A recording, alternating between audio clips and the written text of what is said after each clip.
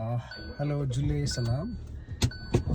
My name is doctor Asgar और मैं लद्दाख से बिलोंग करता हूँ। तो लद्दाख सुनते ही आप समझ जाओगे कि हम ऊंचाई में रहने वाले लोग हैं। तो हाई एल्टीट्यूड के साइड इफ़ेक्ट आज मैं थोड़ा सा आपको बताना चाहूँगा, जो बहुत कॉमन है। सबसे इम्पोर्टेंट है, जब भी हम हाई एल्टीट्यूड पर जाते हैं तो सबने सुना होगा ऑक्सीजन का जो एटमॉस्फेरिक प्रेशर है वो कम हो जाते हैं, ऑक्सीजन की कंसंट्रेशन कम मिलता है लद्दाख जैसे एरियो में। उसकी वजह से हमारे शरीर में एक बहुत सारे साइड इफ़ेक्ट्स है, बहुत सारे प्रॉब्लम्स होते हैं। उसमें से सबसे कॉमन प्रॉब्लम मैंने देखा है वो है पॉलीसाइथीमिया। यानी कि पॉलीसाइथीमिया का मतलब होता है फीमेल में अगर आपका हीमोग्लोबिन अगर 16 से ज़्यादा हो और मेल में 18 से ज़्यादा हो। तो ये इसलिए होता है क्योंकि हमारे शरीर को ऑक्सीजन बराबर कंसंट्रेशन में चाहिए। तो जब वो नहीं मिलता है तो शरीर में जो मशीनरी है जो ऑक्सीजन को सप्लाई, ऑक्सीजन को कैरी करता है, जिसे हम बोलते हैं रेड ब्लड सेल, वो ज़्यादा बनने लगता है क्योंकि ऑक्सीजन बाहर कम है तो वहाँ पे मशीन ज़्यादा बनने लगता है।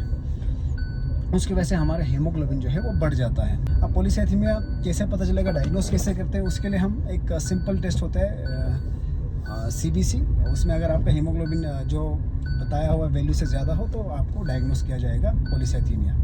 पॉलीसाइथीमिया का कारण बहुत सारे हैं, बट लद्दाख में सबसे इम्पोर्टेंट जो कॉमन कारण हमने देखा है वो है हाई एल्टीट्यूड।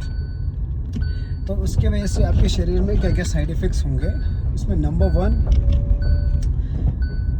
आपका जो खून है उसका जो फ्लो है वो डिसरप्ट होता है और उसकी वजह से आपके खून के नसों में, ब्लड वेसल्स में इंजरी होता है और वहाँ पे स्टेसिस होने लगता है, खून जमा होने लगता है और कई बार ये कॉम्प्लिकेट हो जाता है और आपके खून के अंदर क्लोट्स बनते हैं। और जब क्लोट्स बनेंगे तो ब्रेन में स्ट्रोक हो सकता है, हार्ट में हार्ट अटैक हो सकता है।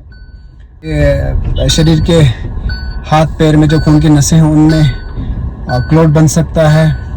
और एक और इम्पोर्टेंट जगह है जो लंग्स है हमारे, उसके अंदर भी क्लॉट्स बनता है जिसे हम पल्मोनरी थ्रोम्बोएम्बोलिज्म कहते हैं और जिसकी वजह से इंसान को सांस बहुत ज़्यादा फूलने लगता है।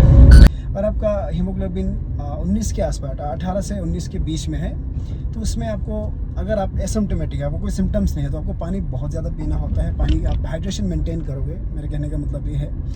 और रूटीन एक्सरसाइज आप करोगे और अपना हीमोग्लोबिन जो है वो मॉनिटर करना होता है।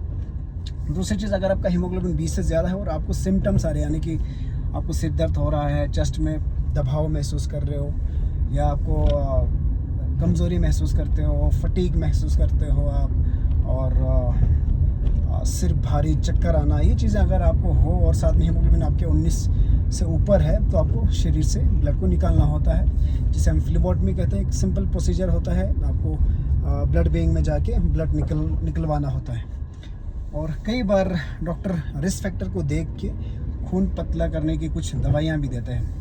अब क्या क्या नहीं करना चाहिए, जो सिगरेट पीता है उनसे खासकर यही विनती है, सिगरेट पीना थोड़ा आपको बंद करना चाहिए, क्योंकि सिगरेट पिएंगे, साथ में हाई एल्टीट्यूड में रहते हो, उससे और ज़्यादा खून बनने का रिस्क होता है और खून गाढ़ा होने का रिस्क होता है। तो ये बहुत ही कॉमन प्रॉब्लम लद्दाख में हमने देखा है ओपीडीज़ में, इसलिए मैं इसके बारे में बात कर रहा हूँ। वीडियो आप शेयर करेंगे, जिनको भी पॉलीसाइथीमिया है उनसे आप ज़रूर शेयर करें। Thank you so much.